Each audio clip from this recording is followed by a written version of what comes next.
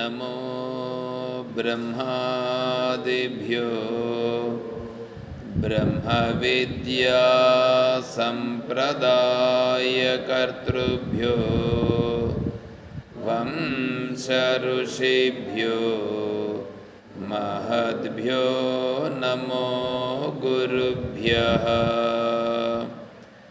ॐ शङ्कारूपेण मच्चित्तं पङ्कीकृतमभूद्यया किं करीयस्य सा माया शङ्कराचार्यमाश्रयेत्। ॐ नारायणं नमस्कृत्य नरं चैव नरोत्तमं देवीं सरस्वतीं व्यासं ततो जयमुदीरयेत्। ॐ सहना भवतु सहनौ भुनक्तु सह वीर्यं करवावहै तेजस्विनावधीतमस्तु मा विद्विषावहै। ॐ शान्तिः शान्तिः शान्तिः। हरिः ॐ तत्सत्।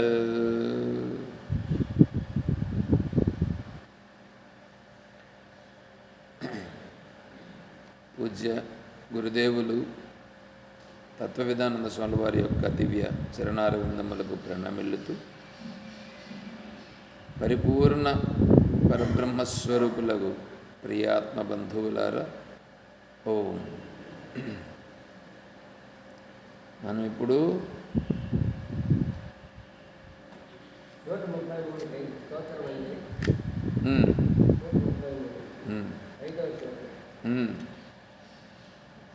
నూట 33వ పేజీలో 5వ శ్లోకం.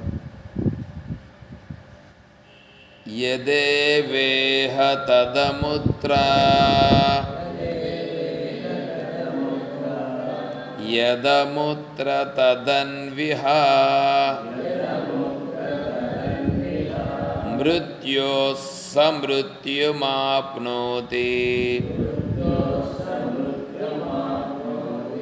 య ఇహ నానేవ పశ్యతి.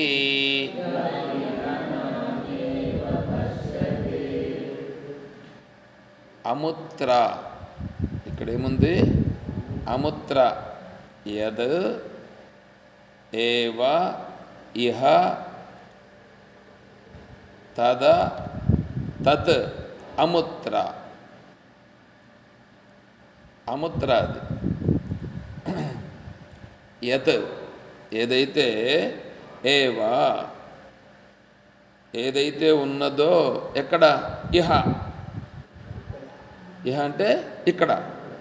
ఇక్కడ ఏది ఉందో తత్ అది అముత్ర. అముత్ర అంటే పైన. పైన అంటే పైలోకాలు. భూలోకము, భువర్లోకము, స్వర్లోకం. ఆ పైలోకాలు ఉన్నాయే, ఆ పైలోకాల్లో ఇక్కడ ఏది ఉందో అక్కడ కూడా అదే ఉంది. యదముత్ర యత్ ఏదైతే అముత్ర అక్కడుందో, తత్ అది, ఇహ ఇక్కడ, తద్ అన్విహ తద్ అన్ అత్ ఇహ, ఇక్కడ కూడా అదే ఉన్నది.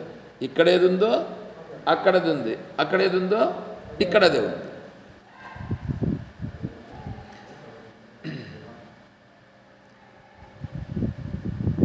మనకు తెలిసింది ఒకటి ఉంటుంది. శాస్త్రం దగ్గరికి వచ్చేటప్పటికి ఏమవుతుందంటే, శాస్త్రంలో ఉన్న యథార్థాన్ని శాస్త్రం చెప్తుంది. ఈ శ్లోకము స్తోత్రమంజరిలో ఇక్కడ పెట్టారు. ఈ శ్లోకము కఠోపనిషత్తులో ఉంది. కఠోపనిషత్తులో ఉండే శ్లోకాన్ని ఇక్కడ పెట్టారు. స్తోత్రం కదా ఇది. స్తోత్రం చేస్తూ నిత్యపారాయణ యోగ్యములని పెట్టారు ఇవి. ఎందుకంటే నిత్యపారాయణ యోగ్యములనంటే నిత్యము పారాయణము చెయ్యండి అని ఆచార్యుల వారు మనకు పెట్టారు. ఎవరు? మహర్షి గురుమలయాల స్వామి వారు. ఎందుకు పెట్టారు అంటే, దీనితో మనం తెలుసుకోవలసింది ఉంది. ఏంది?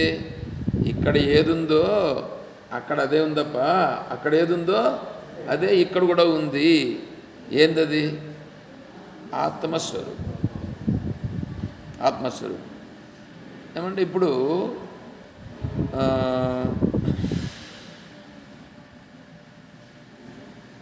శరీరాన్ని విడిచిపెట్టినాడు.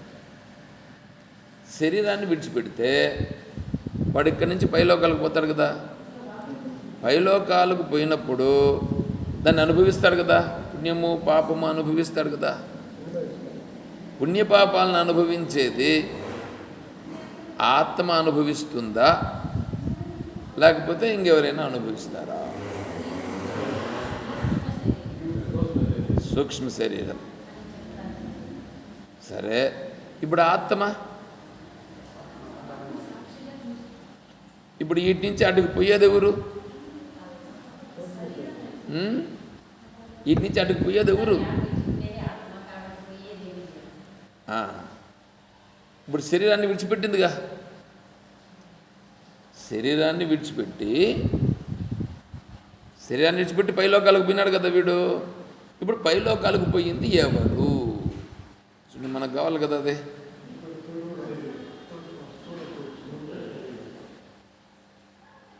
సూక్ష్మ శరీరము వీటి నుంచి పైలోకాలకు పోయింది. సూక్ష్మ శరీరం ఎట్లా పోతుంది? సూక్ష్మ శరీరము జడము కదా. సూక్ష్మ శరీరం జడమైంది కాబట్టి పైకి పోతుంది. చూడండి, ఇప్పుడు మనకు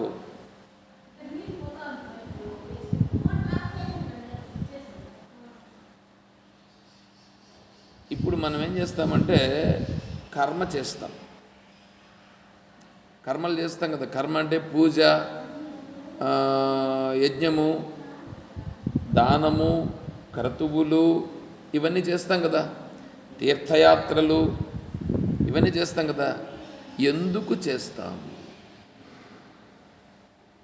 ఇప్పుడు తిరుమలకు పోతామండి. తిరుమలకి ఎందుకు పోతాం? ఏమి కోరిక పెట్టుకొని? ఏదో ఒకటి కోరిక పెట్టుకుంటారు. అంటే ఆ కోరికలు ఏమవుతాయి? తిరుమలకు పోతే మీ ఉద్దేశం ఏంటి?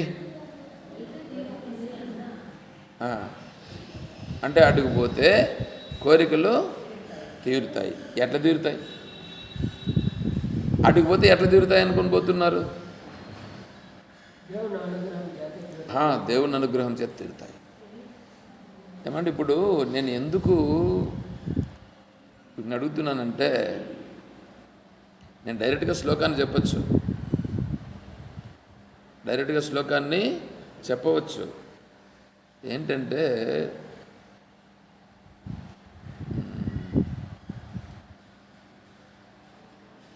ఎవరికైనా కానీ పొరిగింటి పుల్లకూర ఏదో ఒకటి ఉంది, రుచి ఎక్కువ కదా. పొరిగింటి పుల్లకూర రుచి బాగుంటుంది. మన ఇంట్లో పుల్లకూర అంత రుచి ఉండదు కదా. అది పొరుగింటిదైతే కొంచెం రుచి, అది అది ఎట్లన్నా ఉంటుంది కాక కొద్దిగా రుచిగానే ఉంటుంది. అట్లాగా ఇప్పుడు మీకు నాకు పరిచయం బాగా ఉంది. మీకు నాకు పరిచయం బాగా ఉన్న కారణం చేత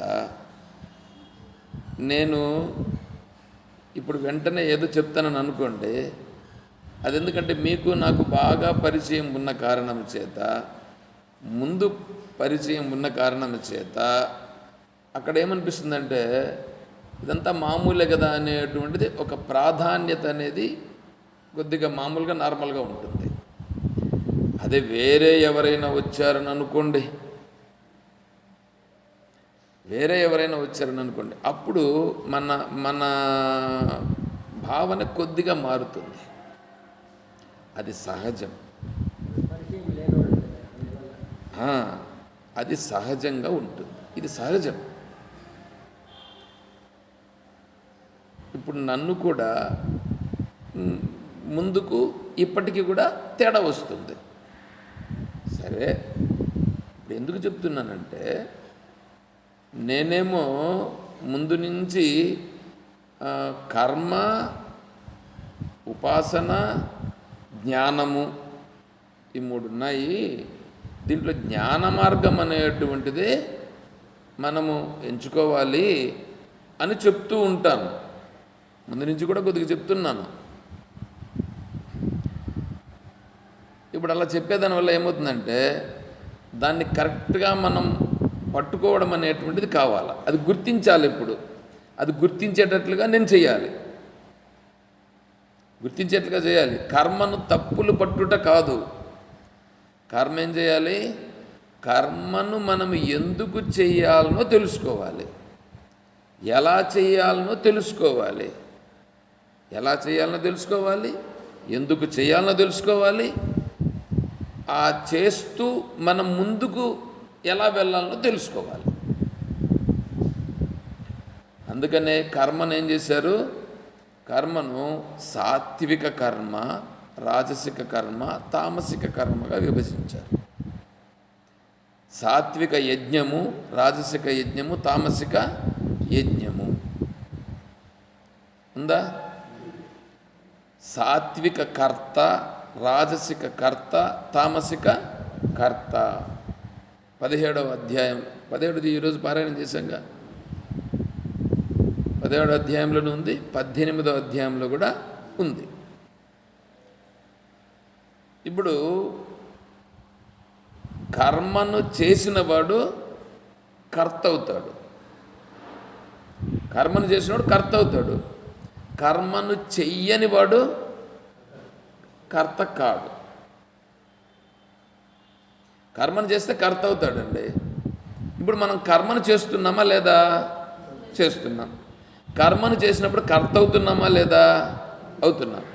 ఇప్పుడు కర్మను చేసి కర్త అయినప్పుడు ఆ కర్మ యొక్క ఫలాన్ని అనుభవించాలనా లేదా? ఎవడు కర్మ చేస్తాడో వాడు ఆ కర్మ ఫలాన్ని అనుభవించాలి. కర్మఫలాన్ని అనుభవించేవాడిని భోక్త అని అంటారు. ఇప్పుడు ఇక్కడ మనము ఇక్కడ ఏం చెప్పుకుంటున్నాము? ఇప్పుడు ఇక్కడ ఏది ఉందో అక్కడ అదే ఉంది అని అంటున్నాం. ఇక్కడ ఏది ఉందో అక్కడ అది ఉంటే మనకేమి? దీన్ని తెలుసుకుంటే దానివల్ల మనకేం ప్రయోజనం? చూడండి ఎట్లా ఉందో. కర్మ చేస్తున్నాం కాబట్టి కర్మఫలం వస్తుంది కాబట్టి కర్మఫలాన్ని మనం అనుభవిస్తున్నాం. మరి కర్మ చేసి కర్మఫలాన్ని అనుభవించే మనముండగా మరి దానిని తెలుసుకుంటే మనకేమైనా ప్రయోజనం ఉండాలి కదా. ఏమంటే మనం ఏమి పని చేసినా ఫలము లేకుండా ఏదైనా చేస్తామా? మీరు ఏదైనా సరే చూడండి, ప్రయోజనమనుద్దిశ్య మందస్థోపి న ప్రవర్తతే. మీకు లాభం అనేది లేకుండా ఏం పనైనా చేస్తామా? ఏ పని చెయ్యం. మరి అటువంటిప్పుడు మనం కర్మను చేసి కర్మఫలాన్ని అనుభవించేటువంటి మనము ఆత్మను గురించి ఎందుకు తెలుసుకోవాలి? సంబంధం ఉందా లేదా? ఇప్పుడు ఇక్కడ శాస్త్ర విచారణ చేసేటప్పుడు ఉపక్రమోపసంహారము, అభ్యాసము, అపూర్వత, ఫలము, అర్థవాదము, ఉపపత్తి అని ఆరు అంశాలు ఉంటాయి. ఈ 6 అంశాలతో మనం విచారణ చేయాలి. ఒకటి. రెండవది అధికారి, సంబంధము, ప్రయోజనము, విషయము. అధికారి, విషయము, సంబంధము, ప్రయోజనం, ఇవి 4 ఉండాలి. వీటిని అనుబంధ చతుష్టయం అని అంటారు. అనుబంధ చతుష్టయం అని అంటే ఇప్పుడు పక్కలో మ్యూజిక్ వాళ్ళు నేర్చుకుంటున్నారు. మనం మ్యూజిక్ నేర్చుకుంటున్నామా? లేదు. ఎందుకు? మ్యూజిక్ అనేది మంచిదే కదా, మంచిదైతే మనం నేర్చుకోవచ్చు కదా. మరి మ్యూజిక్ ఎందుకు పోకుండా ఇక్కడ కూర్చొని పారాయణం చేస్తున్నాం అంటే దేనికైనా అధికారి కావాలి. దేనికైనా ఒకడు అధికారి కావాలి. అధికారి ఏం చేస్తాడు అంటే దానికి అధికారి అయిన వాడు దాని దగ్గరకు వస్తాడు. అక్కడే మ్యూజిక్ ఉంటుంది, నాట్యము కూడా ఉంటుందని అనుకోండి. మ్యూజిక్ కొంతమంది పోతారు, నాట్యానికి కొంతమంది పోతారు. చూడండి ఎట్లా ఉంటుందో. అంటే వాడికి మనస్సు అనేటువంటిది మ్యూజిక్ వైపు ఒకడు పోతే నాట్యం వైపు ఇంకోటి పోతున్నాడు. అంటే వాడికి అధికారి వాడు, నాట్యానికి అధికారి వాడు, మ్యూజిక్ అధికారి వాడు. ఇప్పుడు ఇక్కడికి వచ్చినాం. ఎక్కడికి? ఇక్కడ విచారణ చేసేదానికి ఆశ్రమానికి వచ్చినాం. ఆశ్రమానికి వచ్చినప్పుడు ఇక్కడ దీనికి నాకు ఏదో ఒక సంబంధం ఉండాలి కదా. సంబంధం ఉండాలంటే ఈ ఆశ్రమానికి నాకు సంబంధం అని కాదు, అంటే వచ్చిన వాళ్ళకు ఆశ్రమానికి వాళ్ళకి సంబంధం అని కాదు. ఇక్కడికి ఆశ్రమానికి వచ్చి ఇప్పుడు పారాయణం చేసినాం. పారాయణం చేసిన తర్వాత ఇప్పుడు ఒక శ్లోకాన్ని ఎత్తుకున్నాం. పారాయణం ఎందుకు చేసినాం? పారాయణము చేసిన తరువాత మళ్ళా ఒక శ్లోకాన్ని తీసుకొని దాన్ని విచారణ చేస్తున్నాం. అంటే ఆ శ్లోకానికి నాకు ఏదో ఒక సంబంధం ఉండాలి. పారాయణం చేసాము అని అంటే ఈ పారాయణము వలన నాకేదో సంబంధం ఉండాలి, అక్కడ ఏదో ఒక విషయం ఉండాలి. విషయం ఏంటి? ఇదేదో శాస్త్రం అనేది ఒకటి ఉంది, ఆ శాస్త్రం అనేటువంటిది ఉంది. శాస్త్రాన్ని పారాయణం చేసిన వాడిని నేను, దానిలో ఉండే విషయానికి నాకు ఏదో సంబంధం ఉంది. తర్వాత దాన్ని తెలుసుకుంటే నాకేదో ఒక ప్రయోజనం ఉంటుంది. ఏదో ఒక ప్రయోజనం ఉంటేనే కదా నేను తెలుసుకోవాలి. మరి ఇప్పుడు ఇక్కడ మనం చేస్తాంటిది ఏంటి? ఇప్పుడు తిరుమలకు పోతే ఏదో కోరికలు నెరవేరడము ఏదో ఒకటి జరుగుతుంది, అవునా? మరి ఇప్పుడు దీన్ని చదివిన దానివలన ఇక్కడ ఏం చెప్తున్నాడు? ఈడేముందో ఆడదే ఉంది, ఆడేముందో ఈడ అదే ఉంది. దీనిని తెలుసుకుంటే నాకు కావాల్సింది, నాకు ప్రయోజనం ఎట్లా, నాకు దానికి సంబంధం ఏమిటి అంటే విషయం అర్థమవుతుంది కదా.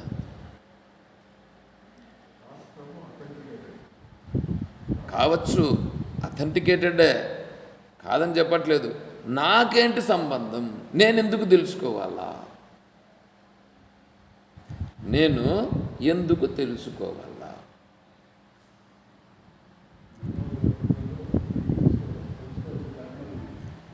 అన్నీ నుండి అన్నీ తెలుసుకోవాలి అంటే నేను ఎందుకు అడుగుతున్నాను తెలుసా? ఇక్కడ మీ నుంచి ఇట్లాంటి ప్రశ్నలు రావాలి, నేను దానికి చెప్పాలి. ఎందుకంటే అప్పుడు మాత్రమే మీరు గ్రహించేదానికి వీలవుతుంది, లేకపోతే మీరు గ్రహించరు. అన్నింటినీ తెలుసుకున్నట్లంటే ఇప్పుడు ఢిల్లీలో ఎన్నికలు జరిగినాయి ఇప్పుడేమన్నా కౌంటింగ్ కూడా అయింది. ఇది బీజేపీది ఏదో వచ్చిందని ఈరోజు వాట్సాప్లో ఏదో వచ్చితే చూసినా నేను, ఓహో అని అనుకున్నా. ఇప్పుడు ఢిల్లీలో ఎన్నికలు జరిగినాయి, ఢిల్లీలో ఎన్నికలు జరిగితే పలానోళ్ళు పాల్గొన్నారు, వాళ్ళలో పలానోళ్ళు గెలిచినారు అని వచ్చిందిగా మనకి. ఇప్పుడు అదొక విషయాన్ని తెలుసుకున్నామా లేదా? తెలుసుకున్నాం. ఇప్పుడు ట్రంప్, అమెరికా అధ్యక్షుడు ట్రంప్, ప్రధానమంత్రి గారు అమెరికాకు 13వ తేదీ వెళ్తున్నారు కదా. ఇదొక విషయం కదా, విషయాలు తెలుసుకుంటున్నాం కదా ఇక్కడ. అలా ఇది తెలుసుకుంటున్నావా? ఇది కూడా ఒక విషయమా? ఎందుకంటే మీరు ఏమన్నారు, అన్ని విషయాలను తెలుసుకోవాల మానవుడిగా పుట్టిన తర్వాత అని కదా అని అన్నారు. అర్థమవుతుందా నేను అడుగుతా ఉండేది? అట్లా వాటిని తెలుసుకున్నట్లుగా ఇది కూడా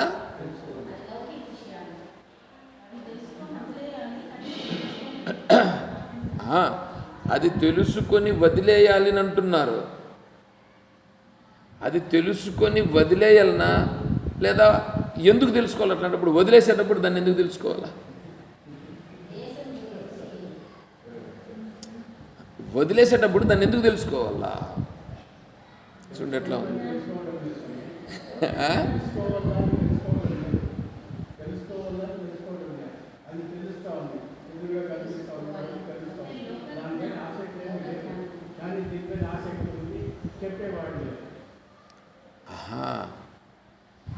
క్లారిటీ రావాలి ఇక్కడ, మనకు క్లారిటీ రావాలి.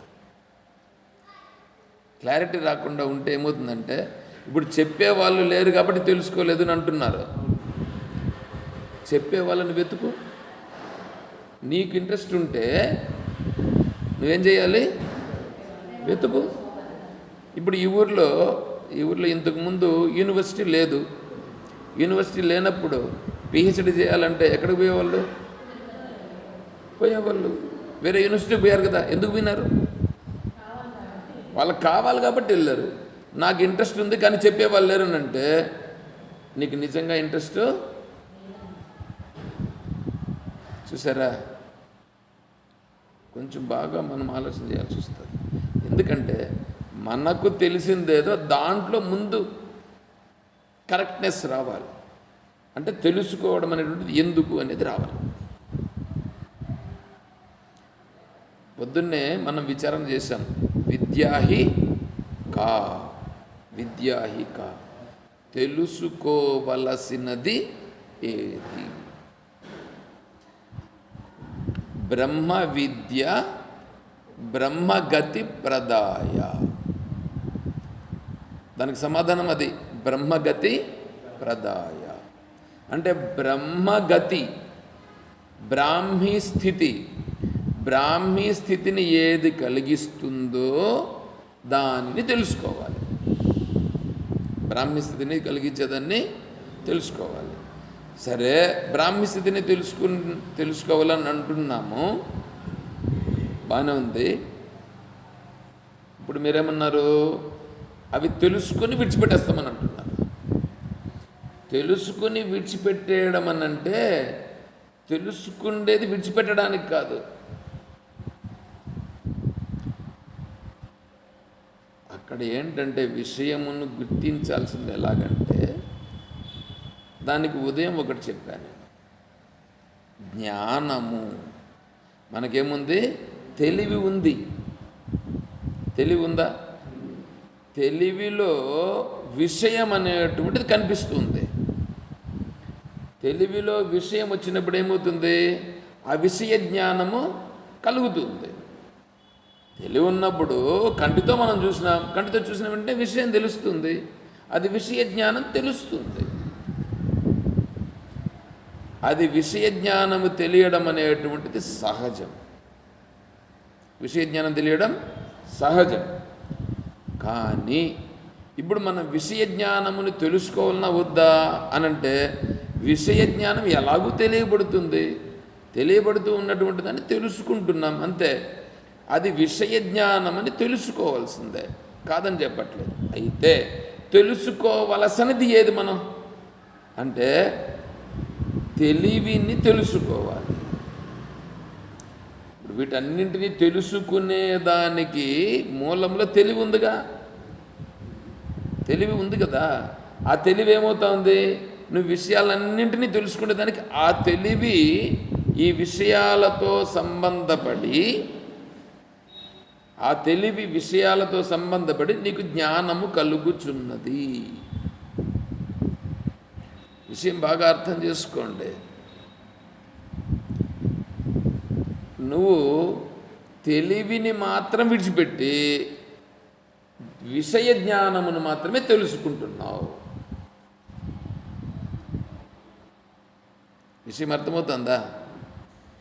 తెలివికి ప్రాధాన్యము లేదు. ఏమంటే మీరు తెలివిగా ఉంటున్నారా? జ్ఞానం అంటే ఏం తెలుసా? ఇప్పుడు తెలివిగా ఉండుటకు జ్ఞానముగా ఉండుటకు తేడా చూడండి. ఇప్పుడు నేను చూస్తుంటే తెలుస్తున్నాయే కానీ ఇది పలానా అని చెప్పుటలేదు. ఇది పలానా అన్నామనంటే అదేమైంది? అది ఆ విషయ జ్ఞానమైంది.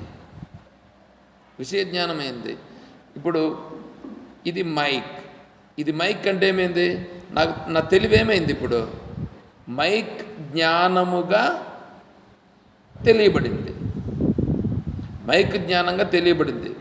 నేను ఇప్పుడు చెప్తా ఉండేది మీరు బాగా ఇది పట్టుకుంటే ఏమవుతుంది తెలిసిన, నేను ఇంకా తర్వాత చెప్పబోయేటువంటి అంశాలన్నింటికీ ఇది చాలా చాలా కీ పాయింట్, ఇది మూలం పాయింట్.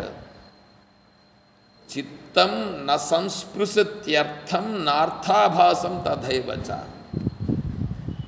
అభూతో హేతశార్థో నార్థాభాసం తత పృథక్. గౌడపదాచార్య స్వామి వారి యొక్క కారిక. నిమిత్తం న సదాచిత్తం సంస్పృశధ్యద్వసు త్రిషు అనిమిత్తో విపర్యాస కథం తస్య భవిష్యతి. తస్మాత్ న జాయతే చిత్తదృశ్యం న జాయతే తస్య పశ్యంతి ఏ జాతిం ఖేవై పశ్యంతి తే పదం. ఈ 3 శ్లోకాలు నేను చెప్పాలనంటే ఇక్కడ ఫౌండేషన్ వేస్తే ఇంకా నేను ఇంకొక 2-3 సంవత్సరాల తర్వాత ఈ శ్లోకాలు నేను చెప్పచ్చునేమో. 2-3 సంవత్సరముల తరువాత అర్థమవుతుందా నేను చెప్తాను? ఈ శ్లోకమును గురించి నేను 3 శ్లోకాలు ఇప్పుడు చెప్పా. ఈ 3 శ్లోకాలు నేను వివరించాలనంటే మీకు ఇప్పుడు నేను ఫౌండేషన్ వేస్తున్నా.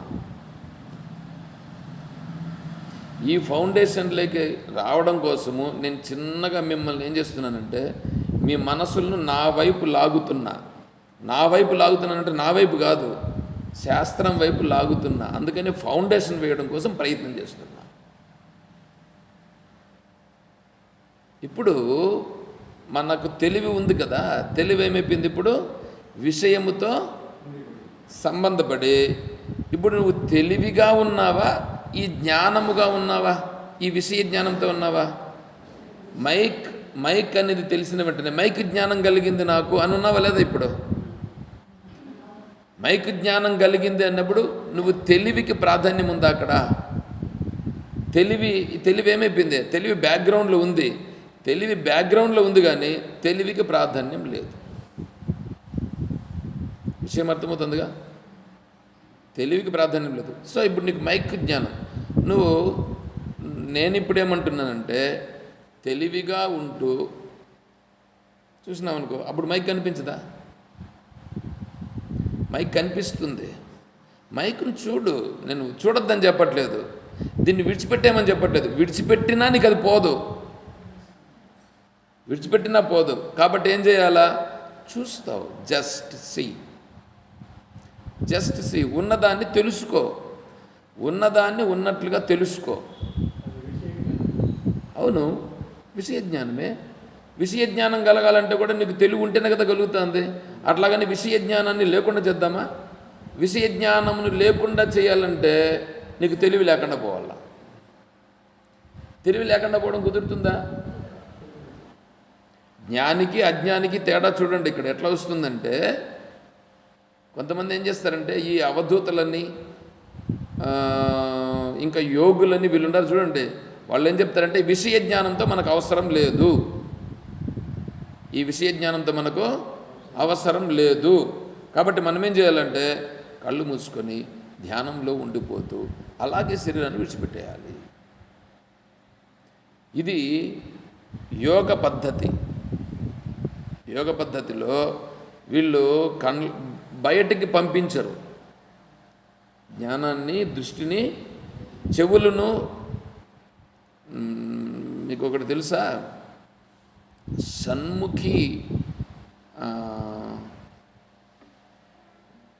షణ్ముఖి ముద్ర అని ఒకటి ఉంది. షణ్ముఖి ముద్ర అంటే ఏం తెలుసా? షట్ అంటే 6, ఇక్కడ ముక్కులు 2 ఉన్నాయా, కండ్లు 2 ఉన్నాయా, చెవులు 2 ఉన్నాయా? ఈ 6 కదా ఇప్పుడు పని చేస్తూ నువ్వు తెలుసుకుంటున్నది. ఇక్కడ ముక్కుల్లో గాలి పీలుస్తున్నావు, కండ్లతో చూస్తున్నావు, చెవులతో వింటున్నావు. ఈ 6 మూసేయి. ఈ 6 మూసేసేది. ఇదొక యోగం. యోగంలో ఇదొకటి. ఇప్పుడు వీళ్ళు ఏం చేస్తారంటే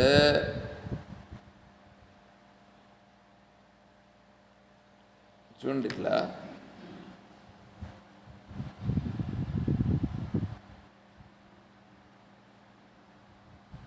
ఇప్పుడుందా, అన్నీ మూసేసినామా? నువ్వు చెయ్యొద్దప్పా, ఊరికే చూపిస్తున్నా. ఇది యోగం. యోగంలో ఇట్లా మూసేసి ఏం చేస్తారంటే ఓంకారాన్ని చెప్తారు. ఇది లోపల ఏమవుతుందంటే అని ఒక శబ్దం ఒకటి వస్తుంది. దాన్ని అనాహత శబ్దం దగ్గరికి పోతారు. లోపల నుంచి ఒక మీకు మూలాధారము, స్వాధిష్టానము, మణిపూరకము ఇవన్నీ ఉన్నాయి చూడండి. తర్వాత అనాహత చక్రం వస్తుంది, 4వ చక్రం. ఈ అనాహత చక్రంలో అనాహత శబ్దం అనేది వస్తుంది. నీకు శబ్దం వస్తుందిగా, ఇవంతా అనాహత చక్రం నుంచి వస్తున్నాయి శబ్దాలు. ఇప్పుడు వీళ్ళు ఏం చేస్తారంటే ఇవన్నీ మూసేసి ఆ శబ్దం వినుట అనేది చేస్తారు. ఆ శబ్దం విని విని విని ఏం చేస్తారు తెలిసిన, ఆ శబ్దంలో నేను లయించిపోవుట. ఇది యోగ మార్గంలో ఒకటి. వీడు ఇప్పుడు ఏం చేస్తాడు, ఈ శబ్దాన్ని వింటుంటాడు, అది వింటూ అట్లుంటాడు. వీడికి ఏమొస్తుంది, ఇప్పుడు ప్రపంచంలో జరిగేది ఏమన్నా తెలుస్తుందా? ప్రపంచంలో జరిగేది తెలీదు. పైగా వీడు నమ్ముకుని ఇప్పుడు వీడుండేది ఒక దాంట్లోనే చూస్తున్నాడు. ఎందుకు చూస్తున్నాడు? అది భగవంతుడని అనుకుంటున్నాడు. అదే భగవంతుడు. పోనీ అది భగవంతుడు అనుకుందాం, అది ఒక్కటేనా భగవంతుడు? అక్కడ ఒక్క జాగాలోనే భగవంతుడు ఉండేది. భగవంతుడు ఎక్కడున్నాడు? సర్వము ఉన్నవాడు భగవంతుడు కదా. సర్వము ఉన్నటువంటి భగవంతుడిని తెలుసుకోవాలనా, లేదా కండ్లు, ముక్కులు, చెవులు మూసేసి అక్కడ ఉండేటువంటి శబ్దాన్ని తెలుసుకోవాలనా? అర్థమవుతుందా? అంటే ఇప్పుడు ఈ పద్ధతి ఏమైంది? తప్పు అని తెలిసిపోలా? వీడు ఎన్నుకున్న మార్గం తప్పు అని తెలిసిపోలేదా? అంటే వాడు సంకుచితమైనటువంటి బుద్ధి కలిగిన వాడు. వాడు బుద్ధి ఇప్పుడు ఎట్లుంది? సంకుచితమైనది. అంటే అక్కడికి ఆ కాంపౌండ్ వాళ్ళు వేసుకొని ఈ కాంపౌండ్ వాళ్ళ వరకు ఇది నాది అని మనం అంటున్నాం కదా. అలాగా వీడు కూడా ఏం చేస్తున్నాడు? పరిమితంగా ఇది మాత్రమే భగవంతుడు, నేను ఇలా తెలుసుకొని ఇట్లా వెళ్ళిపోతానని అనుకుంటున్నాడు. దీన్ని ఉపాసన అని అంటారు. అంధం తమః ప్రవిశంతి ఏ సంభూతిముపాసతే. ఉపాసనలో చాలా చిన్న ప్రక్రియ ఇది. దీంట్లో చాలా గొప్ప ప్రక్రియను గురించి చెప్పాడు ఇక్కడ. నేను చెప్పింది అంధం తమః ప్రవిశంతి ఏ సంభూతిముపాసతే. ఇంకొకటి ఉపాసన చేస్తున్నాడు, అన్నిటికంటే గొప్పదైనటువంటి ఉపాసన. గొప్పదైన ఉపాసన అంటే ఏం తెలిసిన? హిరణ్య గర్భోపాసన. హిరణ్య గర్భుడు అంటే నేను చెప్పు ఉన్నాను మీకు కొద్దిగా. హిరణ్య గర్భ ఉపాసన చేస్తున్నాడు. ఈ ఉపాసనకి ఆ ఉపాసనకి ఎంత తేడా? ఈ ఉపాసన పైసా అయితే హిరణ్య గర్భోపాసన ₹1,00,00,000. ఆ ₹1,00,00,000కు సంబంధించిన అంటే అంత విస్తృతంగా ఉండేటువంటి ఉపాసనను చేసిన వాడినే ఏమంటూ ఉందంటే శాస్త్రము, అంధం తమః ప్రవిశంతి. అంధం అంటే చీకటి, ఏం కనిపించదు కాబట్టి అది. తమః అజ్ఞానం. అంధం తమః ప్రవిశంతి.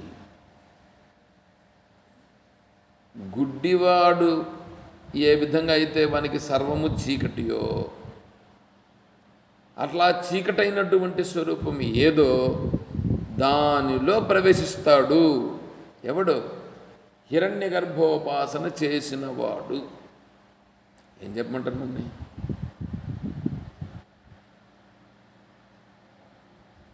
అర్థమవుతుందా?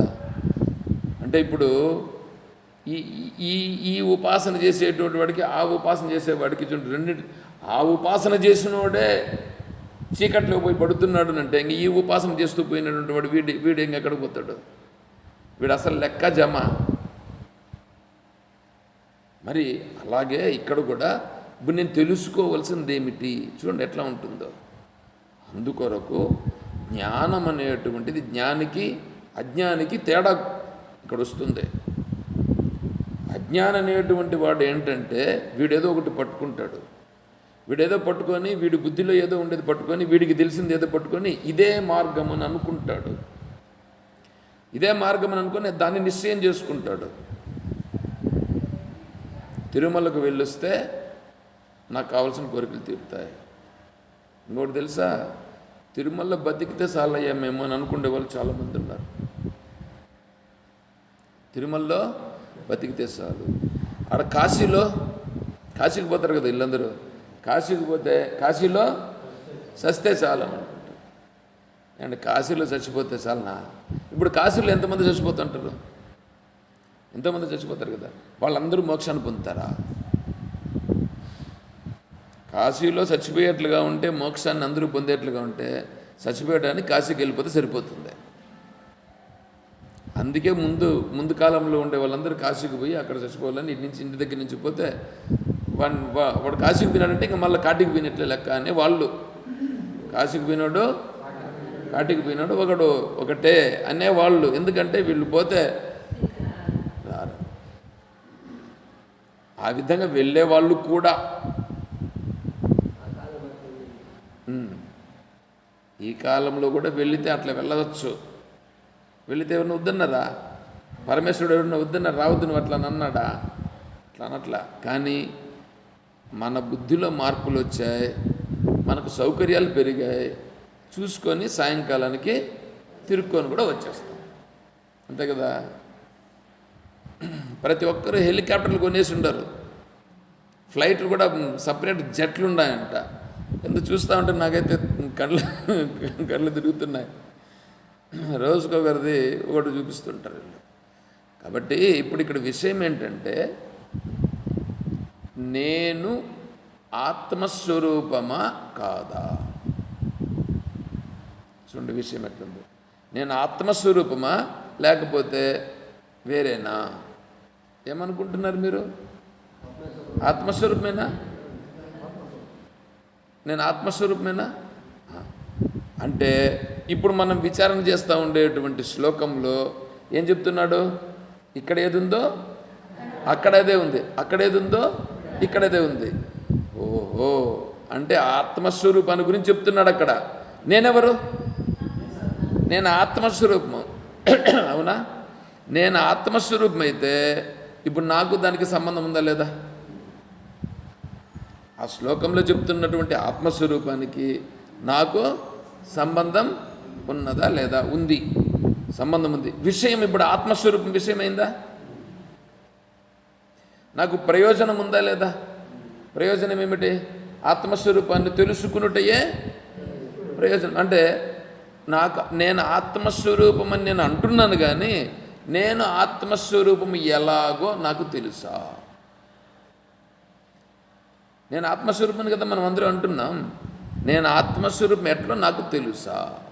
తెలిస్తే ఏం చేస్తాం? ఏది తెలిస్తే దాని యందు చాలా స్పష్టంగా మనం ఉంటాం. అవునా కదా? ఇప్పుడు రోడ్లోకి పోవాలి, ఇంటికి పోవాలని అంటే తెలుస్తుందో తెలీదా? తెలిసే కదా మనం పోతున్నాం. రోడ్డింటికి పోతూ పోతూ కరెక్ట్గా మన ఇంటికే పోతామా, ఇంక వేరే ఇంటికి ఎక్కడ పోతామా? వాడైతే సినిమాలో వాడు నైట్లో వాడు వేరే వాళ్ళ ఇంటికి పోతాడనమాట. అది వేరే వాళ్ళ ఇంటికి పోయేటప్పుడు వేరే వాళ్ళకు ఇబ్బంది కలిగించకుండా ఉండడానికి వాడికి కండ్లు కనిపించిన మాదిరి నైట్లో నడిచేవాని మాదిరి అదొక రేచీకటి కాదు, రాత్రిలో నడిచే అలవాటు ఉంటుంది కొంతమందికి. అట్లా ఉండేటువంటి జబ్బు కలిగిన మాదిరి వీడు నడిచిపోతాడు ఇబ్బంది కలగకుండా.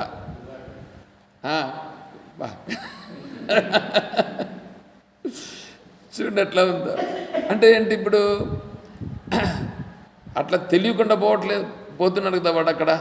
ఇప్పుడు ఇక్కడ మనము నేను ఆత్మస్వరూపము అని అన్నప్పుడు ఆత్మస్వరూపముగా నేనున్నానా నాకు తెలుసా?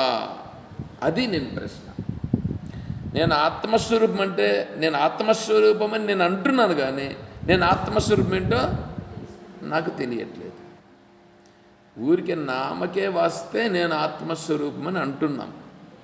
పెద్దోళ్ళు ఎవరో చెప్తున్నారు, ఉన్నారు, అందరూ అంటూ ఉంటే అందుకు మనం ఆత్మస్వరూపం అని అంటున్నాం. అంతేనా? ఉన్నది ఉన్నట్లుగా అంగీకరించాలా. ఉన్నది ఉన్నట్లుగా అంగీకరిస్తే అప్పుడు మనం ముందుకు వెళ్ళేదానికి అవకాశం ఉంటుంది. ఇప్పుడు ఈ ఉన్నది ఆత్మస్వరూపం అయినప్పుడు ఆ ఆత్మస్వరూపం అనేది ఇక్కడ విషయం ఉందిగా.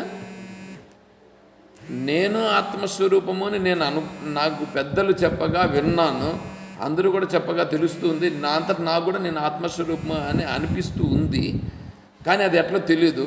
కాబట్టి సంబంధం నాకు దానికి ఉంది. కాబట్టి తెలుసుకునే దానికి ప్రయోజనం ఉంది. తెలుసుకుంటే నాకు ప్రయోజనం ఉంది.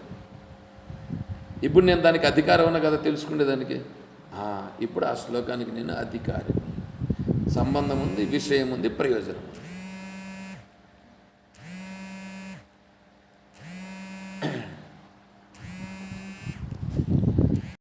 కాబట్టి ఇక్కడ విషయం ఏంటంటే, ఇప్పుడు బయట ఉండేటువంటి విషయాలన్నీ ఉన్నాయి చూడండి. బయట ఉండేటువంటి విషయాలను నేను చూస్తూ ఉంటే తెలుస్తూ ఉంటాయి. దాన్ని మనము పనిగట్టుకొని దానిని వద్దు అని విడిచిపెట్టాల్సిన పని లేదు. పనిగట్టుకొని వద్దు అని విడిచిపెట్టాల్సిన పని లేదు. తెలుస్తూ ఉన్న విషయాన్ని తెలుస్తూ ఉంటుంది. దాన్ని మనము వద్దనుకున్నా నువ్వు నియంత్రించలేవు. అర్థమవుతుందా? దాన్ని గుర్తిస్తూ ఉండు. గుర్తించు, తప్పు లేదు. గుర్తించి ఏం చేయాలా?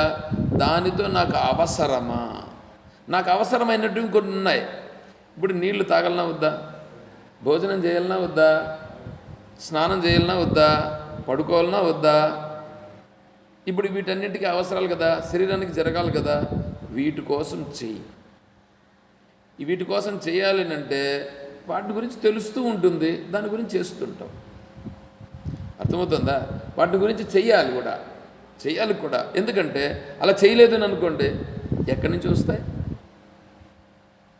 నేను ఆత్మస్వరూపం అండి, నాకు అన్నీ వస్తాయని అనుకున్నాను, రావు. నేను ఆత్మస్వరూపం అంటే రావు. దీనిని కూడా మనం సంపాదించుకోవాలి. దేనిని? జీవనాధారము. ఆత్మస్వరూపం సంపాదించుకునేది కాదు, జీవనాధారము. జీవన కొనసాగుట అనేది ఉందే, జీవనం కొనసాగుట అనేటువంటి దానికి సరిపోయేటట్లుగా మనం ఏం చేయాలి? ఇప్పుడు మనం సంపాదించుకోవాలి. ఈ మాట మీద మళ్ళీ నేను ఉండను, కొంతసేపటికి మళ్ళీ మారుతా. కానీ ఆత్మస్వరూపం దగ్గర మాత్రం మారను. ఎందుకంటే నీవు ప్రారబ్ధము పైన మాత్రమే నిలబడినవుననుకో. ప్రారబ్ధం పైన మాత్రమే నిలబడుట అంటే ఏమంటే, నువ్వు కేవలం ఆత్మస్వరూపమును తెలుసుకొనుట అనే దానిపైనే దృష్టి పెట్టేసామని అనుకోండి, అప్పుడు నీకు ప్రపంచంలో ఉండేటువంటి వాటిని సంపాదించాలి, చేయాలి అవంతా ఉండదు. ఇది ఒకటే కావాలని ఉందని అనుకో, అప్పుడు నీకేమవుతుందంటే నీ ప్రారంధము నీకు నడిపిస్తుంది. నీ ప్రారంధంలో ఏది ఉందో అది నిన్ను నడిపిస్తుంది. నీకు కావలసినవన్నింటినీ ప్రారంధమే నీకు సమకూరుస్తుంది. నీ ప్రారంధంలో ఉండేది జరుగుతుందండి. ప్రారంధంలో ఉండేది జరిగే దానితోనే వాడు తృప్తిగా ఉంటాడు. అంతే. ప్రారంధంలో ఉంది, వచ్చింది, ఓకే. ప్రారంధంలో లేదు, రాలేదు, ఓకే. అట్లా ఉండే స్థితికి వస్తాడు వాడు. ఆ స్థితికి వస్తాడు. ఇప్పుడు మనం అలా ఉండగలమా? ఉంటే పర్లేదు, లేకపోయినా పర్లేదు అనే స్థితిలో ఉండగలమా? లేం కదా. కాబట్టి ఏం చేయాలి? కాబట్టి ఉండేటప్పుడు నేను తినాలి, తినేదానికోసం నేను చెయ్యాలి, ఏదో ఒకటి చేయాలి, అవన్నీ జరగాలి. కాబట్టి తెలుసుకునేది తెలుసుకోవాలి. దీంతో పాటుగా ఏంటంటే అవి తెలుసుకుంటున్నాం, ముఖ్యమైన దాన్ని విడిచిపెట్టేస్తున్నామని అంటున్నా ఇక్కడ నేను. ముఖ్యమైనది వాటిని తెలుసుకున్నా తెలుసుకోకపోయినా ఏమి సమస్య లేదు. తెలుసుకోవలసినది ఏది? విద్యాహిక తెలుసుకోవలసినది ఏది అని అంటే, నీకు మానవ శరీరం ఇచ్చింది ఏ తత్వమును తెలుసుకోవడం కోసం మానవ శరీరం వచ్చిందో ఆ తత్వాన్ని తెలుసుకోవాలి. ఏంటి తెలుసుకోవాల్సింది? ఆత్మస్వరూపాన్ని తెలుసుకోవాలి. మిగతా శరీరాలతో తెలుసుకునేదానికి వీలు కాదు. దాన్ని తెలుసుకోవాలి. కాబట్టి ఇప్పుడు ఏం చేయాలి? నువ్వు చేసేటివి చేసుకుంటూ ముఖ్యంగా తెలుసుకోవలసినది ఏదో దాన్ని తెలుసుకో. ఇప్పుడు వచ్చిన పాయింట్ దగ్గరికి. అంటే మిగతా వాటికి ప్రాధాన్యము లేదా అని అంటే అవి జరుగుతూ ఉంటాయి. వాటికి ప్రాధాన్యం అనేది జరగాల్సినప్పుడు జరుగుతుంది. ఉండేటి ఉంటాయి, వాటిని తెలుసుకుంటూ ఉంటాం. అవి ఆత్మస్వరూపానికి పనికొచ్చేటివైతే దాన్ని కూడా పట్టుకొని ముందుకు పోతాం. లేదు, దాన్ని ఎంతవరకు పట్టుకుంటాం అంతవరకు పట్టుకుంటాం. ఆడైపోయింది, దాన్ని విడిచిపెట్టేస్తాం. నావార్థాహి భవేత్ తావత్. ఇప్పుడు నదిని దాటాలంటే నదికి ఆ పక్క పని ఉంది. మనం ఎట్లా పోవాలి? నదిని దాటాలి, దానికి నావను పట్టుకొని నావలో పోతాం. ఆ పక్క పోయి మన పని చూసుకొని మళ్ళా వచ్చి పడవలో మళ్ళీ ఈ పక్క వచ్చేస్తాం. అంతేనా? ఇట్లా పోవాలనంటే పడవలోనే పోకుండా కొంతమంది ఈతగాళ్ళు కూడా ఉంటారు, ఈత కొట్టుకుంటూ కూడా పోవచ్చు. ఒకవేళ మనం కూడా ఈత కొడతాం. మనం ఈత కొట్టినా ఈత కొడుతూ పోయినామని అనుకోండి, బట్టలు ఏమవుతాయి? తడిచిపోతాయి. ఇప్పుడు ఆడపోయే పని జరగాలిగా, ఒకటి. పైగా ఈడ పోతా ఉండేది నదిలో ఈత కొట్టేదానికి పోతా ఉండేది కాదుగా. ఆ పని జరగాలనంటే మనం కూడా శుభ్రంగా పోవాలిగా అక్కడికి. అలా పోవాలనంటే నువ్వు అలసిపోకుండా ఉండాలి. పైగా అది 2 కిలోమీటర్లు 3 కిలోమీటర్లు ఉన్నింది అనుకోండి, అంత దూరం పోవాలంటే కష్టమైన పని. కాబట్టి ఏం చేయాలి? నావను ఉపయోగించుకోవాలి. నావలో కూర్చొని ఈ పక్క నుంచి ఆ పక్కకు పోతాం. ఈ పక్క నుంచి ఆ పక్కకు పోయిన తర్వాత ఆహా నావా, నన్ను ఎంత బాగా గట్టుకు చేర్చినావు అని నావను పట్టుకొని దాన్ని కూర్చొని దాన్ని చూసుకుంటూ ఉంటామా? దాన్ని ఉపయోగించుకున్నాం. అక్కడ సమయంలో అది ఉపయోగం. ఎందుకు? మనకు పోయేదానికి నావ ఉపయోగం. దాన్ని ఉపయోగించుకున్నాం. దాంట్లో నావను నడిపేయడం మనకు రాదు, వేరేవాడు నడిపాడు. ఎంత బాగా నడిపావయ్యా నువ్వు, భలే చాకచక్యం ఉన్నది, నైపుణ్యం ఉన్నది, నువ్వు చాలా గొప్పవాడయ్యా అని వాడితో కూర్చుంటామా? కబుర్లు చెప్పుకుంటామా? వాడికి ఏదో 10 రూపాయలు వాడు టికెట్ పెడతాడు, వాడికి 10 రూపాయలు ఇచ్చేస్తాము. పైగా వానిపైన అజమాయిషి చేస్తాం, తొందరగా తీసిపోవయ్యా. చూడండి ఎట్లా ఉంది, మనం ఉపయోగించుకుంటున్నాం కదా. అలాగా ఇక్కడ కూడా మనం ఏంటంటే ఇక్కడ ఉండేటువంటి విషయాలను ఉపయోగించుకుంటూ లక్ష్యమైనటువంటిది ఏదో దానికి చేరుకోవాలి. వీటికి ప్రాధాన్యము ఇస్తున్నామా ఇవ్వలేదనంటే, ఇవ్వాల్సిన వాటికి ఇస్తున్నాం, ఇవ్వకూడని వాటికి ఇవ్వడం లేదు. ఇప్పుడు పడవలో పోతూ ఉంటాం, పడవలో పోతూ ఉంటే ఆ మధ్యలో చేపలు కనిపిస్తాయి, వాటిని చూస్తాం, చూస్తూ బాగా ఆనందిస్తాం, అంతేగాని దాన్ని పట్టుకుని తినిపోతామా? ఎన్ని ఎన్ని చేపలు వస్తాయి తెలుసా అట్లా, అసలుకి ఎన్నెన్నో చేపలు అట్లే గుంపులు గుంపులుగా వస్తుంటాయి. వీడు చేపలు తినేవాడైనా ఆ చేపలను పట్టుకుందామని వంగుతాడా? అట్లాగే ఇక్కడ కూడా ఏంటంటే విషయాలు ఏవైతే ఉన్నాయో ఆ విషయాలన్నింటినీ చూస్తాం, తెలుసుకుంటూ ఉంటాం. మనకు ఆత్మస్వరూపానికి పనికొచ్చేటివైతే, దోహదం చేసేటివైతే వాటిని పట్టుకొని ఉపయోగించుకుంటాం. అవసరం లేదు అప్పుడు వాటిని ఏం చేస్తాం? చూస్తాం, ఉదాసీనంగా ఉంటాం, ముందుకెళ్ళిపోతాం. అర్థమవుతుందా? ఇప్పుడు కర్మ, ఉపాసన, జ్ఞానం ఉంది, ఈ మూడు ఉన్నాయి. దీని గురించి నేను రేపు చెప్తాను. అంటే కర్మను చెయ్యాలనా వద్దా, ఉపాసన చెయ్యాలనా వద్దా, కర్మను చేస్తే ఎట్లా చేయాలా, ఎందుకు చేయాలా, ఎలా చేయాలి, ఉపాసన చేస్తే ఎలా చేయాలి, ఎందుకు చేయాలి, ఎట్లా చేయాలి, జ్ఞానం ఎందుకు విచారణ చేయాలి. చూడండి ఎట్లా ఉందో ఎంత టాపిక్, ఎందుకంటే మీకుండే భావాలు ఇక్కడ ఏమవుతాయంటే, మీకుండే భావాలన్నింటికీ పెద్ద అడ్డుకట్ట పడుతుంది. ఇక్కడ పెద్ద అడ్డుకట్ట పడుతుంది. మీరు దీనికి యాక్సెప్ట్ చేసేదానికి, మీరు యాక్సెప్ట్ అయింది మీలాంటి పెద్ద పెద్ద మహానుభావులందరినీ కూడా యాక్సెప్ట్ చేపిస్తాం. కరుడు గట్టినటువంటి వాళ్ళను కూడా యాక్సెప్ట్ చేస్తాం. ఎందుకంటే మీరు వింటే కరెక్ట్గా యాక్సెప్ట్ చేస్తారు, చేసి తీరుతారు. మేము అట్లా కాదండి, మాది ఇదే అని పట్టుకొని కూర్చుండే వాళ్ళు కొంతమంది ఉంటారు. వాళ్ళతో మాకు అవసరం లేదు. అర్థమవుతుందా? గీత గీసుకొని కూర్చుంటారు కొంతమంది, నాకు అవసరం లే వాళ్ళకి నేను చెప్పట్లేదా? ఇప్పుడు నేను ఇక్కడ చెప్తున్నాను కదా, ఇక్కడ చెప్పేటప్పుడు వాళ్ళనేమన్నా వినొద్దని అంటానా? చెప్తాం, అందరికీ ఒకటే విధంగా చెప్తాం.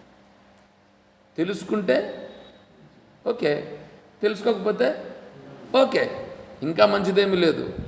తెలుసుకున్నా ఓకే, తెలుసుకోకపోయినా ఓకే, మనకేమి అభ్యంతరం లేదు. ఉపయోగించుకున్న వాళ్ళకి దాని ప్రయోజనం కలుగుతుంది. నేను స్వామీజీ దగ్గరికి వెళ్ళి, ఎక్కడ మన స్వామీజీ దగ్గరికి కాదు, వేరే వాళ్ళను క్వశ్చన్ల మీద క్వశ్చన్లు అడిగాను. నీకు భలే డౌట్స్ వస్తాయి, సమాధానం చెప్పలేదు. పైగా